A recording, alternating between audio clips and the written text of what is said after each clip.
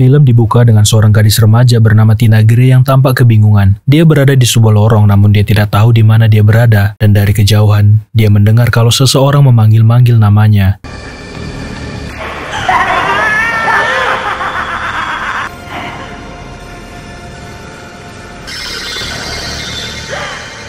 Tina diteror seseorang pria yang memakai sarung tangan bercakar besi. Sosok itu mencoba menyerang Tina dengan tujuan untuk menghabisi nyawanya. Ternyata apa yang dia alami cuma mimpi. Namun yang aneh adalah Tina terbangun dan menyadari kalau pakaiannya sobek seperti baru dicakar. Ibunya datang untuk memeriksa keadaannya dan memintanya untuk tenang, juga memotong kukunya supaya tidak menyobek bajunya lagi. Namun Tina yakin kalau bajunya sobek bukan karena kukunya. Ini adalah akibat sobekan dari sosok misterius di dalam mimpinya. Dia juga mengambil salib yang ada di dinding untuk berjaga-jaga jika dia mengalami mimpi buruk lagi.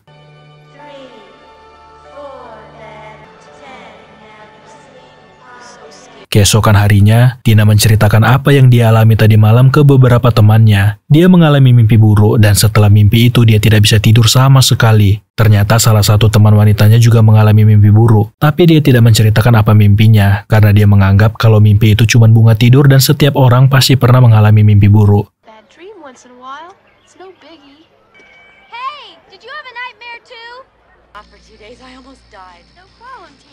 Di malam harinya, temannya yang juga pasangan kekasih Nancy dan Glenn menemani Tina di rumahnya karena malam itu, ibu Tina pergi keluar kota. Sebenarnya Glenn tidak diperbolehkan oleh ibunya untuk menginap, namun dia beralasan kalau dia menginap di tempat sepupunya yang berada di dekat bandara. Dia juga punya rekaman suara bandara supaya lebih meyakinkan ibunya kalau dia berada di tempat sepupunya. Setelah itu, Tina kembali menjelaskan kalau sepanjang hari dia masih teringat dengan wajah dan kuku aneh orang yang mengejar dia di mimpi.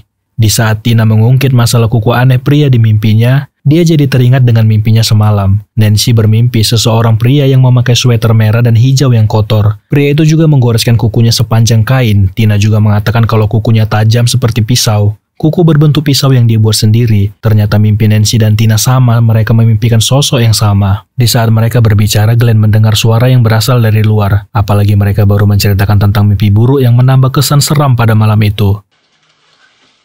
Mereka mencoba memeriksa siapa yang ada di luar.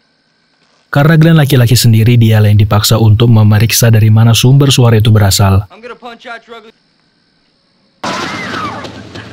Rupanya suara itu berasal dari Len, pacar Tina yang membuat suara goresan jari seperti di mimpi Tina. Dia datang ke sana untuk mengambil kesempatan karena ibu Tina lagi di luar kota, sehingga dia bisa melakukan sesuatu dengan Tina. Dikarenakan sudah ada pacarnya di sana, awalnya Nancy dan Glenn ingin pergi. Namun Tina meminta supaya mereka tetap di sana dan menemani dia. Apalagi dia masih trauma dengan mimpinya tadi malam. Di malam itu Glenn tidak bisa tidur karena suara berisik dari aktivitas Tina dan Lane. Setelah aktivitas mereka, pasangan yang sebelumnya marahan kini mereka baikan. Lane berharap setelah ini mereka tidak lagi mengalami mimpi buruk.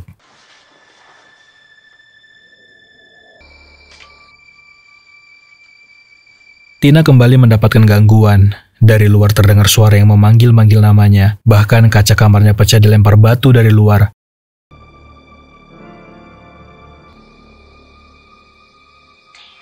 Sementara di kamar lain, Nancy juga tidak bisa tidur. Dia terlihat gelisah dan entah bagaimana, ada sosok yang seperti ingin menembus dinding kamarnya.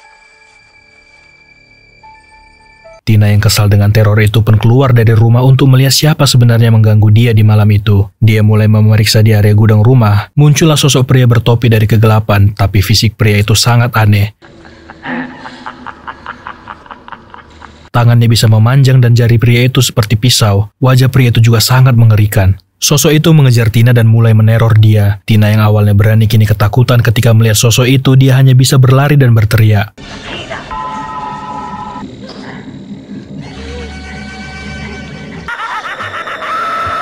Makhluk itu berhasil menangkap Tina. Apa yang dialami adalah mimpi yang membuat Lane terkejut karena dalam tidurnya Tina berteriak histeris. Hal yang mengerikan pun terjadi. Tubuh Tina tercabik dan mengeluarkan banyak darah. Lane hanya bisa melihat kejadian itu dan tidak bisa berbuat apa-apa dengan tubuh Tina yang diterbangkan ke langit-langit kamar. Mendengar teriakan itu dari kamar atas, Nancy dan Glenn datang untuk melihat kengerian yang terjadi di ruangan itu. Setelah kejadian itu, polisi menetapkan Lane sebagai tersangka. Detektif Thompson yang menangani kasus itu mendapatkan informasi kalau orang yang terakhir bersama Tina adalah Lane pacarnya. Dan kalau melihat dari luka korban, pelaku menggunakan pisau sebagai alat untuk menyerang. Namun polisi tidak menemukan apapun di dalam kamar itu. Ditambah lagi polisi sudah mendapatkan latar belakang Lane yang dulunya pernah punya masalah dengan obat-obatan terlarang, sehingga semakin kuat dugaan kalau dia gelap mata kemudian menghabisi nyawa Tina. Detektif Thompson ini adalah ayah dari Nancy yang sudah bercerai dengan ibunya. Dia marah karena mantan istrinya memberikan izin anak mereka untuk menginap di rumah orang lain, ditambah lagi dengan kejadian yang barusan terjadi. Ayahnya kesal karena anaknya ini menginap dan bergaul dengan orang yang terduga sebagai tersangka di kasus ini. Sambil menangis, Nancy menjelaskan kalau Lane itu pacar Tina. Memang mereka sebelumnya bertengkar, namun tidak mungkin masalah seperti itu membuat Lane menghabisi nyawa kekasihnya. Dia juga menjelaskan kalau sebelumnya Tina bermimpi kalau ini akan terjadi. Tina mengalami mimpi buruk bahwa seseorang berusaha untuk menghabisi nyawanya. Itulah kenapa mereka ada di rumah Tina untuk menemani dia yang ketakutan dan tidak ingin tidur sendirian. Keesokan paginya, berita hilangnya nyawa Tina pun sudah tersebar. Stasiun televisi memberitahukan kalau Lane adalah pelaku dalam kasus ini yang masih dalam kejaran polisi. Polisi juga mengatakan kalau senjata yang digunakan Lane adalah pisau cukur. Setelah kejadian tadi malam, Nancy masih ingin pergi ke sekolah. Tujuannya supaya dia teralihkan dengan peristiwa yang terjadi. Dia juga semalaman ini tidak tidur karena takut kembali memimpikan hal yang sama dengan Tina. Ibunya memperingatkan supaya setelah pulang sekolah dia harus kembali ke rumah. Mungkin ibunya masih khawatir dengan Lane yang sekarang menjadi tersangka. Di perjalanan menuju sekolah, Nancy merasa diawasi seseorang yang tidak dia kenal. Dan dari balik pepohonan seseorang menarik dia. Ternyata itu Lane yang masih mencoba kabur dari kejaran polisi. Dia menjelaskan kalau bukan dia pelakunya. Ada orang lain yang menyerang Tina di malam itu. Tapi yang membuat Nancy bertanya-tanya adalah pintu kamarnya dikunci dari dalam dan dia juga mendengar Lane berteriak pada malam itu. Di tengah percakapan mereka, ayah Nancy datang untuk menangkap Lane. Setelah kejadian malam itu, para polisi sudah mengawasi area itu tempat di mana kemungkinan Lane muncul. Melihat ayahnya mengarahkan pistol ke tubuh Lane, Nancy menghentikan ayahnya supaya jangan menembak temannya. Lane yang mencoba kabur dikepung oleh beberapa polisi yang sudah berjaga di area itu. Ternyata orang yang sebelumnya mengawasi Nancy adalah salah satu polisi yang menyamar. Sesampainya di sekolah, Nancy tidak fokus dengan apa yang diterangkan guru. Dia terlihat kecapean dan mengantuk, ditambah lagi dengan masalah yang baru dialami tadi malam. Di hari itu entah halusinasi atau karena kecapean, Nancy melihat sosok temannya Tina yang berlumur cairan merah dalam kantung plastik. Tapi tiba-tiba saja Tina menghilang, namun ada jejak darah di lantai lorong sekolah. Nancy yang penasaran menyelidiki apa yang barusan dia lihat. Dia melihat tubuh Tina yang ditarik menuju lorong. Dia mengikuti kemana tubuh itu dibawa. Namun dia malah bertemu dengan siswa yang tiba-tiba saja berubah menjadi sosok yang sama seperti di mimpinya.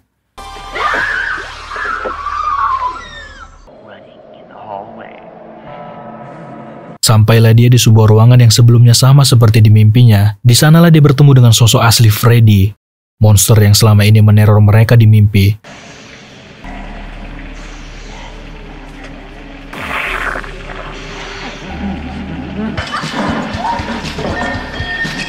Monster itu mengejar Nancy dengan kuku yang sama tajamnya dengan pisau.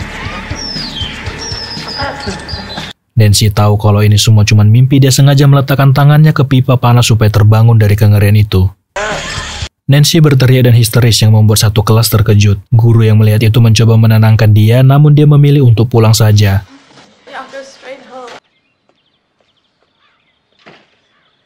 Setelah kejadian itu, dia tersadar kalau di lengannya ada bekas luka bakar yang membuat dia semakin depresi, artinya mimpi tadi yang dialami adalah kenyataan. Nancy pun mengunjungi Lane di penjara. Dia bertanya sebenarnya apa yang terjadi di malam itu. Lane kembali menjelaskan kalau ada orang lain di sana. Dia melihat seseorang di dalam selimut bersama Tina. Namun dia tidak bisa melihat siapa yang menyerang Tina karena seperti manusia yang tidak kelihatan. Dia hanya bisa melihat kalau ada 4 garis pisau yang menggores tubuh Tina. Lane berkata kalau seseorang yang menyerang Tina ini sama dengan seseorang yang ada di mimpinya, pria dengan 4 pisau seperti cakar di jarinya. Mendengar itu, Nancy semakin panik karena tidak hanya dia yang mengalami mimpi buruk dengan monster yang sama. Kembali ke rumah, Nancy yang lelah dengan rangkaian kejadian hari ini berendam untuk mengurangi rasa lelahnya. Ibunya berkata supaya dia jangan sampai tertidur sambil berendam karena bisa masuk angin dan yang paling parah dia bisa tenggelam. Baru saja diperingati, Nancy tertidur dan sesuatu menariknya ke dalam bathtub. Anehnya, dia seperti tertarik ke dalam lautan yang sangat gelap. Padahal kalau melihat dari bentuk bathtub tidak sedalam itu, ibunya mendengar teriakan itu berlari dan berusaha membuka pintu kamar mandi. Untungnya Nancy masih bisa selamat. Dia beralasan kalau dia terpeleset di bathtub. Di malam itu, Nancy masih kepikiran dengan rangkaian peristiwa hari ini yang membuat dia tidak bisa tidur. Belum lagi dia harus tetap terjaga supaya tidak tidur atau dia kembali bermimpi buruk. Dikarenakan lampu kamar yang masih menyala, Glenn yang tinggal di seberang rumahnya datang ke kamar Nancy untuk menemani dia yang tidak bisa tidur malam itu. Nancy punya rencana, dia mau mencari seseorang di mimpinya, tetapi dia meminta Glenn harus tetap terjaga supaya bisa membangunkan Nancy ketika situasi semakin memburuk. Tidak perlu menunggu lama, Nancy pun masuk ke dunia mimpi. Dia pergi ke tempat di mana Lynn ditahan. Di sana Nancy melihat monster Freddy yang datang dan mencoba untuk menghabisi nyawa Lynn. Bahkan dia kembali bertemu dengan Tina yang masih terbungkus di dalam kantung mayat.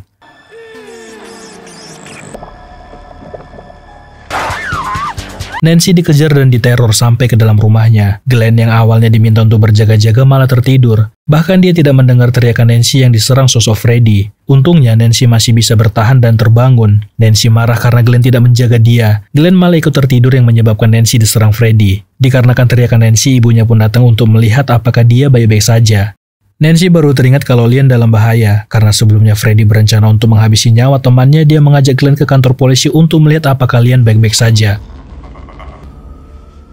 Di malam itu mereka menyebabkan kegaduhan di kantor polisi. Salah satunya ayahnya yang bertanya ngapain Nancy malam-malam ke kantor polisi yang harusnya ini sudah jam tidur dia. Namun Nancy masih tetap ingin melihat Lynn. Dia takut terjadi sesuatu ke temannya.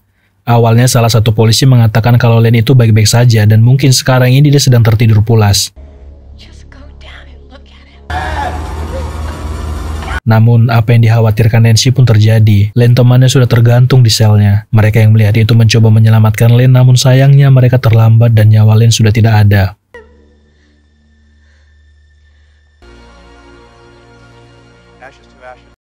Setelah pemakaman Lynn, ayahnya bertanya ke Nancy yang berkata kalau sebelumnya ada seseorang di kamar Tina. Dia bertanya siapa orang itu. Nancy sebenarnya nggak tahu orang itu siapa, tapi yang pasti pria itu punya luka bakar di wajahnya. Dia memakai topi aneh, sweater merah dan hijau yang kotor. Juga yang paling penting dia menggunakan pisau seperti kuku yang panjang sebagai senjata untuk menyerang. Mendengar penjelasan itu, ibu Nancy membawa dia ke rumah sakit yang meneliti orang-orang yang mengalami gangguan tidur. Nancy diperiksa untuk mencari tahu apa yang sebenarnya terjadi dengan dia. Dokter menggunakan alat pendeteksi untuk melihat apa yang terjadi ketika Nancy tidur dan bermimpi.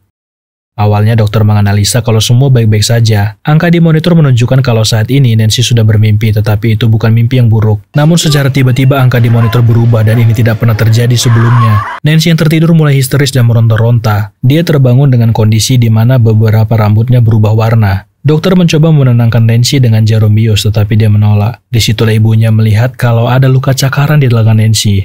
Bahkan dia membawa sesuatu dari mimpinya. Sebuah topi yang sudah usang. Apa yang terjadi dengan Nancy membuat ibunya bahkan dokter yang di ruangan itu bingung. Bagaimana bisa sesuatu yang terjadi di dunia mimpi terjadi juga di dunia nyata. Keesokan hari setelah kejadian di rumah sakit, Nancy mendengar kalau hari itu ibunya berbicara dengan ayahnya dari telepon. Ibunya menjelaskan ke ayahnya apa yang terjadi di rumah sakit. Namun dengan apa yang terjadi, ibunya masih belum percaya kalau apa yang dikatakan Nancy adalah kenyataan. Bahkan dia sudah tidak tidur semalaman supaya tidak bermimpi buruk. Dia kembali menjelaskan kalau bukan Lynn yang menghabisi nyawa Tina. Makhluk yang ada di dalam mimpi itulah yang menghabisi nyawa teman-temannya. Makhluk itu memburu mereka di mimpi. Ibunya masih tidak percaya dengan Nancy. Dia juga berharap supaya Nancy ini tidur, karena kalau dengan dia tertidur, dia bisa berpikir lebih waras lagi. Kembali lagi Nancy memperlihatkan kalau di dalam topi yang dia bawa dalam mimpi ada nama si makhluk yang menyerang dia. Freddy Krueger, sosok monster yang menyerang manusia di dalam mimpi. Ibunya ini malah bersikap aneh setelah mendengar nama Freddy Krueger. Dia masih saja menganggap kalau apa yang dialami Nancy cuma mimpi buruk. Dia berkata kalau Freddy Krueger tidak akan menyerang dia karena Freddy sudah tidak ada di dunia nyata. Ternyata ibunya tahu tentang sosok Freddy Krueger. Namun entah apa yang ada di pikiran ibunya, dia masih saja menganggap kalau apa yang terjadi ini adalah hayalan Nancy yang terjadi karena dia tidak tidur sehingga dia berhalusinasi. Nancy yang mulai kesal dengan ibunya yang tidak percaya memilih untuk keluar rumah menemui Glenn pacarnya. Setidaknya untuk sekarang dia masih bisa bertukar pikiran dengan Glenn yang bisa mengerti situasinya. Karena Glenn juga percaya kalau Lynn bukan pelaku yang menghabisi nyawa Tina. Begitu juga sebaliknya, Lynn tidak menghabisi nyawanya sendiri. Ketika kembali ke rumah, Nancy melihat kalau tangga yang mengarah ke jendela kamarnya sudah dilepas, bahkan seluruh jendela sudah dipasang jerjak besi. Alasan ibunya melakukan ini supaya Nancy tidak kabur dan juga mencegah orang yang berniat jahat masuk. Ketika berada di dalam rumah, ibu Nancy mengajak dia ke ruang bawah tanah untuk menjelaskan siapa sebenarnya Freddy Krueger. Dulunya, Freddy Krueger adalah seorang pria yang pernah tinggal di lingkungan mereka. Namun dia adalah seorang yang berbahaya. Dia sudah menghilangkan 20 nyawa anak-anak di lingkungan ini. Mereka yang ada di lingkungan ini terkejut kalau pelakunya adalah Freddy. Namun yang paling membuat mereka kecewa adalah para pengacara dan hakim melepaskan dia karena tidak menemukan barang bukti di rumahnya. Mereka yang kesal dengan keputusan hakim melacak di mana keberadaan Freddy sampai mereka menemukan dia di sebuah bangunan tua tempat di mana dia menghabisi korbannya. Para orang tua yang sudah terlanjur marah membakar tempat di mana dia bersembunyi. Itulah kenapa ibunya tadi pagi bersikap aneh dan berkata kalau tidak mungkin Freddy menyerang dia karena ibunya sendiri yang sudah menghilangkan nyawa Freddy. Bahkan ibunya yang mengambil senjata yang digunakan untuk menghabisi nyawa para anak-anak di lingkungan mereka. Setelah percakapan itu, Nancy menelepon Glenn. Dia memperingatkan Glenn kalau mungkin setelah meneror dia, Freddy bisa saja menargetkan dia. Apalagi sekarang Nancy sudah tahu siapa pelakunya. Dia meminta Glenn untuk berhati-hati dan bekerja sama untuk membantu dia ketika Nancy menarik Freddy keluar dari mimpinya. Jadi rencananya sekarang Nancy mencoba menarik Freddy keluar sama seperti dia membawa topi Freddy ke dunia nyata. Dia perlu bantuan Glenn karena ketika dia berhasil membawa si pelaku ke dunia nyata, tugas Glenn adalah menghajar si pelaku dengan tongkat baseball. Dan apapun yang terjadi, intinya dia tidak boleh tertidur dan harus menjaga tubuh Nancy. Nancy meminta untuk menemui dia di teras depan rumahnya di tengah malam nanti. Padahal baru saja diperingatkan supaya jangan tertidur. Glenn malah tertidur sambil menonton televisi. Sementara di tempat lain, Nancy yang mencoba untuk tetap sadar mulai merasa kelelahan dan mengantuk, ditambah lagi dengan ibunya yang naik ke kamarnya untuk membujuk dirinya supaya mau tertidur dan beristirahat. Nancy pun terbangun, dia berusaha mencoba menelpon Glenn untuk menjalankan rencana mereka. Namun yang menjawab teleponnya adalah ibu Glenn yang mengatakan kalau Glenn sudah tertidur. Freddy mulai meneror Nancy melalui saluran telepon. Bahkan setelah kabel diputus, Freddy masih bisa menelepon Nancy yang berkata kalau dia akan mengambil nyawa Glenn. Mendengar itu, Nancy berlari untuk membangunkan Glenn, namun ibunya sudah mengunci pintu dan berjaga-jaga kalau Nancy kabur malam itu.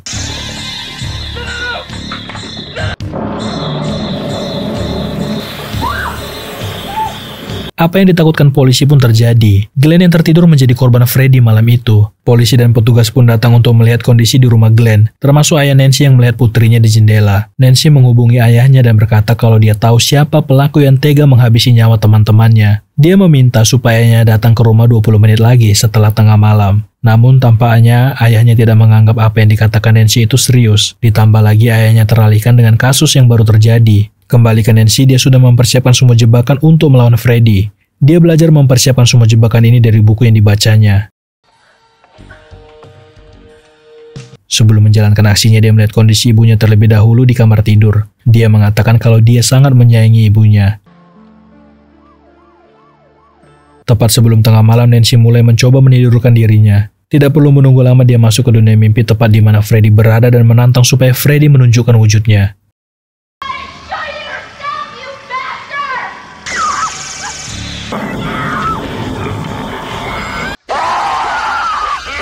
Dia terbangun dan membawa Freddy ikut ke dunia nyata.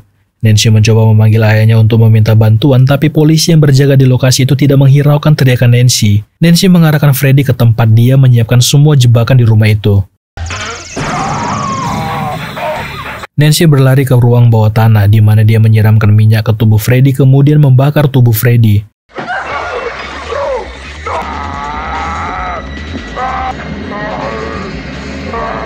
Teriakan dari Nancy sampai ke telinga ayahnya yang langsung berlari untuk memeriksa kondisi putrinya di mana seluruh ruangan rumah penuh dengan jejak terbakar yang menuju kamar ibunya. Sayangnya ibunya tidak bisa diselamatkan. Freddy membawa ibunya ke dunia mimpi bersamanya. Mengira kalau teror sudah berakhir, dari belakang kembali wujud Freddy bangkit, tapi kali ini Nancy sudah berbeda. Dia mengatakan kalau dia tidak takut sedikit pun dengan Freddy. Bahkan dia mengatakan kalau Freddy tidak nyata dan yang terjadi akhir-akhir ini semuanya cuma mimpi. Nancy terbangun dengan kondisi yang lebih baik. Di pagi itu, ibunya mengantarkan dia untuk berangkat ke sekolah. Namun ada yang aneh dengan hari ini. Suasana hari itu berkabut, dia juga dijemput oleh ketiga temannya. Anehnya mobil yang mereka kendarai menutup jendela dan berjalan sendiri. Sementara ibunya yang melihat hal itu malah melambai-lambai seolah-olah tidak terjadi apa-apa. Ternyata selama ini Nancy masih terjebak di dalam mimpi yang dibuat Freddy. Freddy sengaja membuat seolah-olah dia berhasil menyingkirkan dirinya. Bahkan dari awal semua ini adalah rangkaian peristiwa yang sudah dibuat Freddy. Karena sebelumnya ada 3 bocah yang sedang bermain lompat tali yang artinya dari awal Nancy dan ketiga temannya sudah masuk dalam mimpi yang dibuat Freddy.